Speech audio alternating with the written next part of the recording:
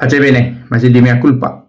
Semalam ada perbincangan dengan orang yang tak saya kenal di jalan, yang membuat saya berpikir-pikir tentang peran gereja untuk membantu orang menemukan arah pikiran yang lebih terang, supaya jangan menjadi korban dari kapitalisme. Kalau bicara soal kapitalisme mungkin terlalu luas ya, tetapi sederhananya, mengapa orang tertarik harus membeli barang-barang yang branded? Mengapa?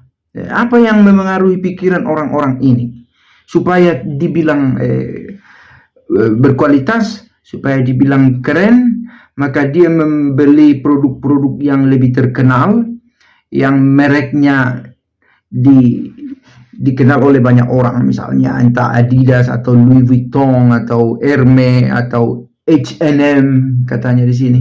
Ya, saya pikir di mana-mana sudah ada merek itu, termasuk di tempat kita, dan orang bangga memakai itu, dan tanpa sadar semakin memperkaya orang kaya, dan orang kaya yang semakin kaya ini memiliki pengaruh yang sangat besar di dunia ini, dan mencoba menggiring orang-orang menjadi satu kawanan di bawah kuasanya. Itulah isu yang sering dibahas orang dengan istilah globalist, elit global, yang hartanya bila disatukan mereka yang elit global ini, katanya apakah sampai 70 atau 80% dari perekonomian yang berputar. Nah, teman saya bicara ini namanya Steve Olson. Dia orang Los Angeles katanya, kebetulan membuat foto-foto di sini, berfotografi, pekerjaannya adalah sebagai jurnalis. Dan dia bilang, kita semua sebenarnya sedang digiring pada satu proyek di mana orang-orang tertentu saja yang mengontrol peradaban ini. Saya bilang, oke, isu ini saya ikuti. Saya bilang, bahkan gereja juga kadang dikatakan orang sebagai kuda Troya untuk misi ini. Tetapi saya katakan bahwa di antara hal-hal yang mungkin benar yang kamu katakan, ada juga konspirasi, teori konspirasi yang adalah mitos. Ada orang-orang tertentu yang menyebarluaskan berita bohong, sehingga hal-hal tentang elit global ini tidak semua benar. Bahwa ada niat untuk membuat satu kelompok kecil yang mengontrol dunia ini, lagi-lagi boleh jadi itu benar. Tetapi benarkah gereja ikut menjadi kuda Troyanya? Benarkah ada pemimpin dalam gereja ini yang menjadi salah satu pengikutnya, lalu diikuti, dan keyakinan ini dengan gampang diserap oleh orang-orang yang tidak kritis, yang menjadi pemandu sorak.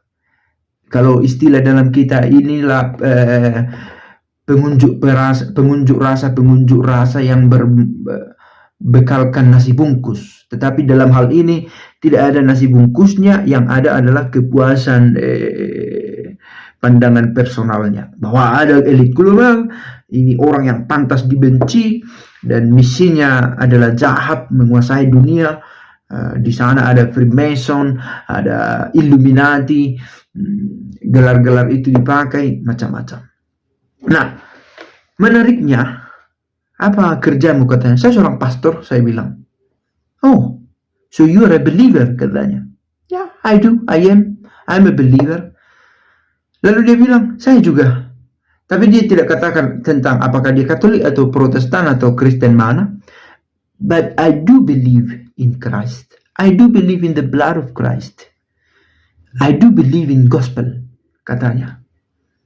Dan saya percaya bahwa Roh Kuduslah yang kiranya menuntun kita supaya semakin mampu melihat gerak zaman ini. Kurang lebih saya mencoba membahasakan ulang ide yang dia tawarkan. Dia percaya pada karya Allah. Itu sederhananya dan dengan pasti bisa saya katakan. Dia percaya kepada Allah. Dan kepercayaan ini dari perbincangan sederhana yang kami buat, menjadi penuntun orang untuk menentukan langkahnya supaya jangan dengan gampang dijadikan budak dari kemajuan. Termasuk dengan digitalisasi ini semua, termasuk juga misalnya dengan membuat harus ada video, ada akunnya. Belakangan ini Instagram kalau ada checklistnya itu mantap, dibeli pun bisa. Sebelumnya itu adalah karena usaha keras, karena kredibilitas akunnya. Tetapi sekarang ini kalau ada uang, kamu bayar atau bulanan atau sekali beli, saya kurang paham.